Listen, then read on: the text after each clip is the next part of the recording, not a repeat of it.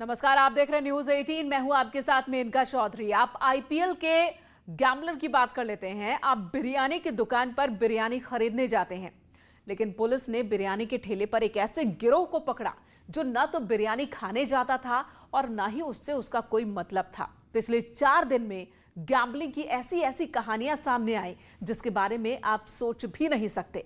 IPL में सट्टेबाजी का खेल बिरयानी के ठेले से लेकर चौक चौराहों तक पर चल रहा था, लेकिन पुलिस को इसकी भनक लग गई, लेकिन देर से लगी।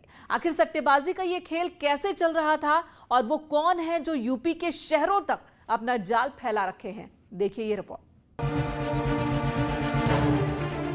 मैदान के अंदर खेल रहे खिलाड़ियों को लाखों करोड़ों लोग देखते हैं, लेकिन मैदान के बाहर भी खिलाड़ियों की एक बड़ी संख्या होती है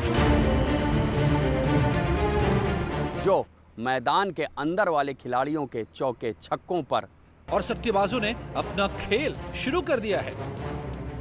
वैसे तो आईपीएल मैच की हर गेंद पर करोड़ों का सट्टा लगता है, हर चौके छक्के पर पैसे बरसाए जाते हैं, लेकिन फाइनल का खेल अरबों में खेला जाता है। और सट्टेबाजी के इस धंधे में बड़े शहरों से लेकर छोटे शहरों के सट्टेबाज भी शामिल रहते हैं। यूपी में लखनऊ से लेकर मेरठ तक सट्टेबाजों की धरपकड़ शुरू हो गई है।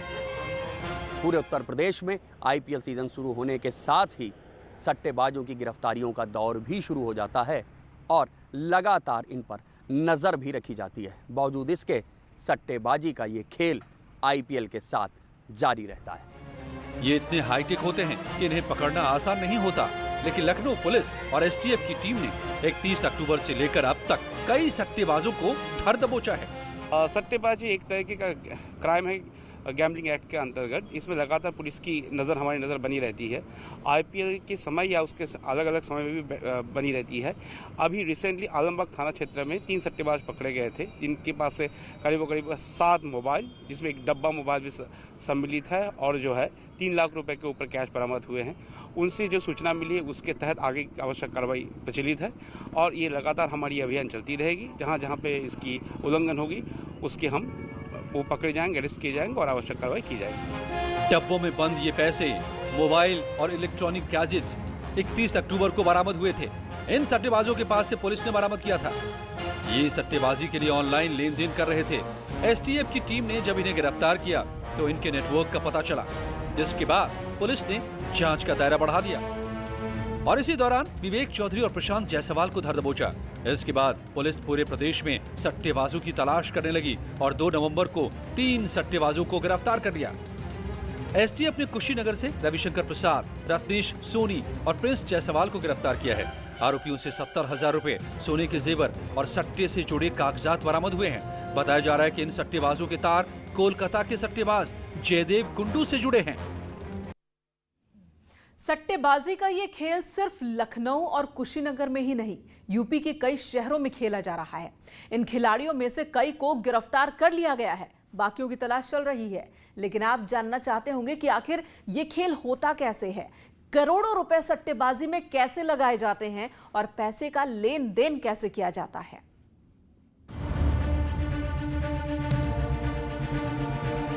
गिरफ्त में खड़े ये नौजवान आईपीएल मैच पर सट्टा लगा रहे थे। ये कभी किसी दुकान पर तो कभी ठेले पर सट्टेबाजी की दुकान लगाते थे, लेकिन पुलिस ने इस गिरोह का भंडाफोड़ कर दिया और लगातार कार्रवाई कर सटोरियों को सलाखों के पीछे पहुंचा दिया।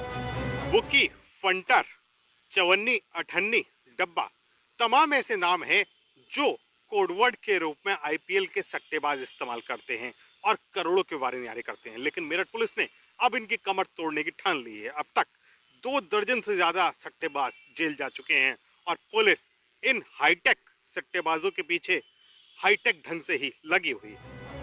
गिरफ्तार सट्टेबाजों के पास से पुलिस ने 80,000 रुपए, मोबाइल फोन बरामद किए हैं। बताया जा रहा है कि हापुड़ देहात थाना क्षेत्र के मंडी के पास बिरयानी का ठेला लगाने वाले शख्स ने आईपीएल में सट्टा लगाने का गोरख धंधा शुरू किया था, जहां आए दिन सटोरिये सट्टा लगाने के लिए पहुंचते थे। कुछ उनके मोबाइल फोन बरामद हुए हैं और कुछ नकदी भी बरामद हुई है। हाँ, उसमें एक अभियुक्त है जो कि वहाँ पे बिरयानी का ठेला लगाता था, उसी की आड़ में ये अवैध गतिविधि करता था। हापुड़, मेरठ से दिल्ली तक इनका नेटवर्क फैला हुआ है। ये बहुत ही हाईटेक तरीके से सट्टा लगाता है। पहले हाथों हाथ पैसों की लेन देन होती थी, लेकिन अब तरीके बदल गए हैं। मेरठ के एएसपी क्राइम इरज राजा की माने तो दिल्ली और मुंबई में बैठे बुकी मेरठ के सट्टेबाजों के सीधे संपर्क में रहते हैं। पहले ज़्यादातर मैनुअल काम होता था और लैपटॉप्स वगैरह यूज़ करते थे, कंप्यूटर्स यूज़ करते थे, लेकिन अब ये पूरी तरह से हम कह सकते हैं कि मोबाइल पर शिफ्ट हो गया है। मोबाइल की ऐप्स हैं, मोबाइल पे लाइव मैच स्ट्रीम होता है, कुछ इस तरह की वेबसाइट्स हैं जो कि लाइव मैच स्ट्रीम करती हैं, और जो टेलीकास्ट होता है उससे कुछ उसमें क्योंकि टेलीकास्ट होने में और नॉर्मल लाइव दिखने में जो कुछ एक टाइम लैग होता है, 2-3 बॉल का जो फ़र्क होता है उसका भी फ़ायदा उठाया जाता है। तो वो लोग वहीं से लाइव स्ट्रीम जो मैच होता है वो बिल्कुल ही लाइव दिखता है, और जो वैसे होता है टीवी पे जो दिखाई देता है वो कुछ थोड़ा सा लैग होता है। और इसी का फायदा सटोरिये उठाते हैं, लेकिन ये सुविधा सबको नहीं मिलती है। इसके लिए मोटा पैसा खर्च करना होता है, फिर वो लाइव स्ट्रीम मिलती है। इस ड्यूरेशन का ये फ़ायदा उठाते हैं 2-3 बॉल्स का। तो उन ऐप्स को जब हम फॉलो करते हैं, उन ऐप्स को देखते हैं, प्रीमियम ऐप्स होती हैं, उनकी सब्सक्रिप्शन लेनी पड़ती है। तो जब उसकी कोई सब्सक्रिप्शन ले लेता है जो कि सट्टा करा रहा है, तो उसको पूरा लाइव हर चीज़ दिखाई देती है कि हाँ इस बॉल पे ये हुआ, इस बॉल पे ये हुआ। तो ये इस तरह से चलता है। तो हम कह सकते हैं पूरी तरह से अब हाईटेक हो चुका है, पूरी तरह से मोबाइल प्लेटफॉर्म्स पर ये शिफ्ट हो चुका है। पुलिस का कहना है कि ऐसे सटोरियों को ट्रेस करना मुश्किल होता है, इसके लिए मुखबिर का इस्तेमाल किया जाता है। 31 अक्टूबर को कानपुर में भी कई सट्टेबाज गिरफ्तार हुए थे। आईपीएल मैच के दौरान कानपुर के होटल में सट्टेबाजी का खेल हो रहा था। पुलिस ने 22 से ज्यादा मामले दर्ज कर 60 से ज्यादा सटोरियों को पकड़ा था। इनके पास से 67 लाख रुपए से ज्यादा कैश बरामद हुए और वो वेबसाइट भी ट्रैक हो गई जिसके जरिए ये सट्टेबाजी होती थी। मुरादाबाद में भी पुलिस ने सटोरियों का भंडाफोड़ किया है। मुखबिर की सूचना पर 31 अक्टूबर को ही पुलिस ने 4 सटोरियों को गिरफ्तार कर लिया। तो लगातार सटोरियों के खिलाफ कार्रवाई चल रही है, पकड़े जा रहे हैं, लेकिन आईपीएल फाइनल को लेकर न सिर्फ उत्तर प्रदेश बल्कि पूरे भारत और भारत के बाहर भी कई नेटवर्क सक्रिय हैं। अगली खबर प्रतापगढ़ से, जहां पर पिता और पुत्र की हत्या हो गई। मामला हथीगवां के बलीपुर गांव का है। आरोप है कि विपिन सिंह नाम के शख्स ने लाइसेंसी बंदूक से फायरिंग की और दोनों की जान ले ली। रास्ते को लेकर विवाद हुआ था दोनों पक्षों में, जिसके बाद लाठी डंडों से मारपीट हुई और इसी दौरान एक पक्ष के लोगों ने फायरिंग कर दी और 2 लोगों की जान चली गई। ये घर आमने सामने, दोनों पक्षों का घर आमने सामने है। पूर्व का कोई विवाद, दोनों अभी बातचीत की गई है, जो पीड़ित पक्ष है उनसे वार्ता की गई है। पूर्व का कोई विवाद प्रकाश में नहीं आया। डिटेल्ड इन्वेस्टिगेशन पुलिस के द्वारा की जा रही है और तहरीर अभी प्राप्त की जा रही है परिजनों से। मुकदमा उसके हिसाब से पंजीकृत किया जाएगा। जो डेड बॉडीज हैं उनको पोस्टमार्टम के लिए भेजा गया है। पोस्टमार्टम वीडियोग्राफी में कराया जाएगा और पैनल के द्वारा कराया जाएगा। उधर आगरा में बाइक पार्किंग को लेकर विवाद हुआ और बात इतनी बढ़ गई कि एक पक्ष ने दूसरे पक्ष पर हमला कर दिया। कई लोग गंभीर रूप से घायल हो गए। मारपीट की ऐसी ही खबर फतेहपुर और ग्रेटर नोएडा से भी सामने आई। यहां भी तोड़फोड़ और हंगामा हुआ। उत्तर प्रदेश में अलग अलग शहरों में मारपीट की घटनाएं सामने आई हैं। आगरा में ग्राहक की बाइक खड़ी करने को लेकर 2 दुकानदारों में जमकर मारपीट हुई, जिसके समर्थन में दोनों ओर से कई लोग उतर आए और दोनों ही ओर से लाठी डंडे चलने लगे। मामला शाहगंज थाना इलाके का है। बताया जा रहा है कि दुकानदारों के बीच पहले भी विवाद था। उधर फतेहपुर में भी 2 पक्षों में मामूली कहासुनी को लेकर मारपीट हुई। दोनों पक्षों में महिलाओं के बीच भी हाथापाई हुई, जिसमें 2 महिलाओं के अलावा एक युवक को भी चोट आई है। घटना की सूचना के बाद पुलिस गांव पहुंची और मारपीट को लेकर दोनों पक्षों के लोगों को हिरासत में लिया। हमारे भाई मार रहे थे, जंगल में बेहोश पड़ा, तो हमें ये देखा है हमारी मतलब इसकी नंद पिंकी, उसने नोच के हमारे ये हाल किया। इसके बदतमीजी इसके भाई देवर कर रहे थे हमारे साथ।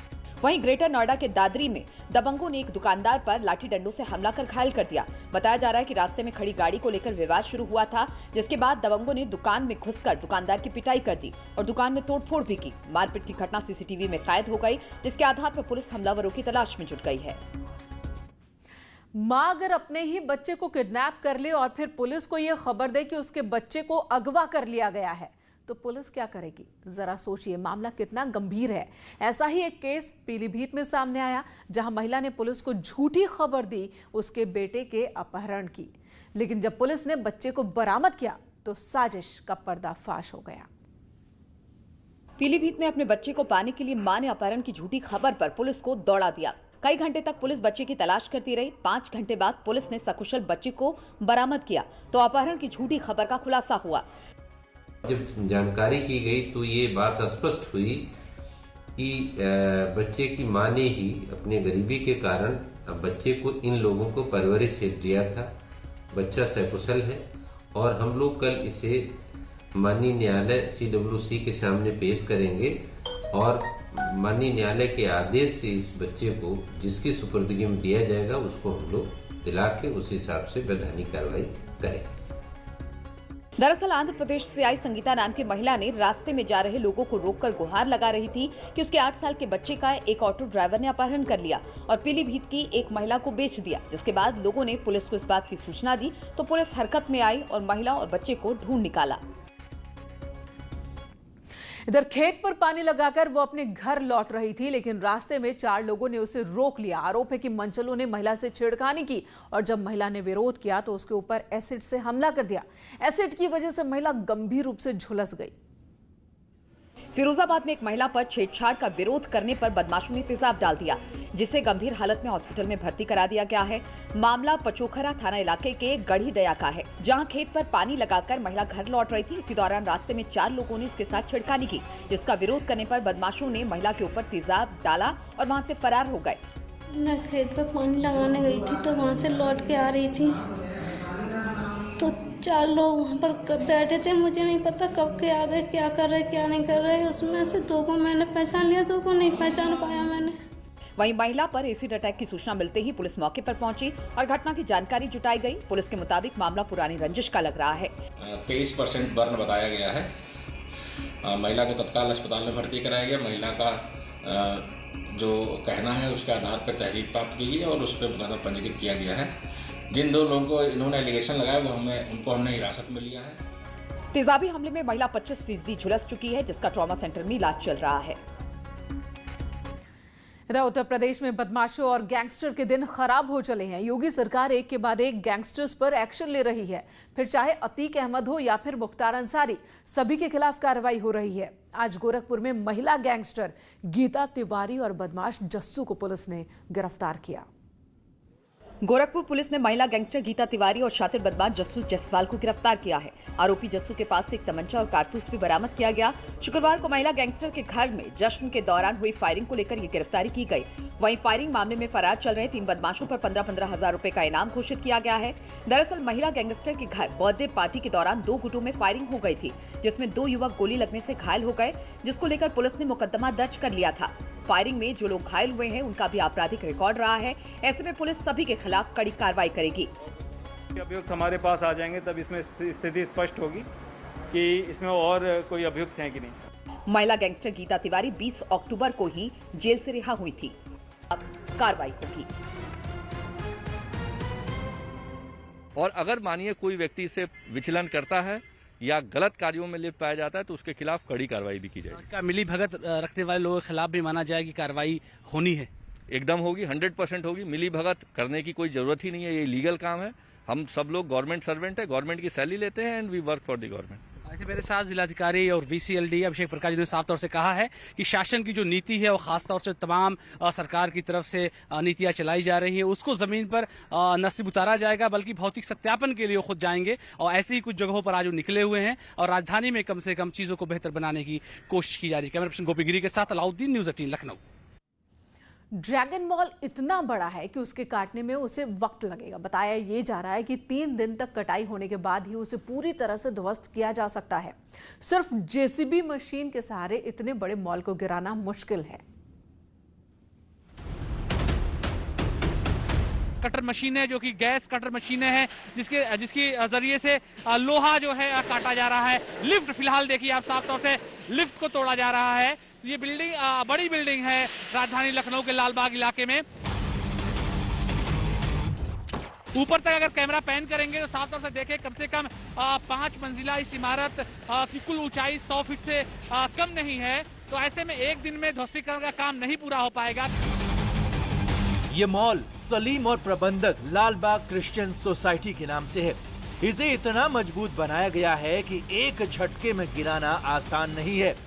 इस मॉल को बनाने के लिए साल 2013 में मैप परमिट मिला था। इसी जगह पर लालबाग गर्ल्स कॉलेज का हॉस्टल और प्रिंसिपल रेजिडेंस के लिए बिल्डिंग का निर्माण किया जाना था। तो हर तरह की क्राइम पर कंट्रोल की कार्रवाई चल रही है। फिलहाल इस वक्त रुकेंगे एक ब्रेक के लिए। ब्रेक के बाद भी खबरों का सिलसिला जारी है।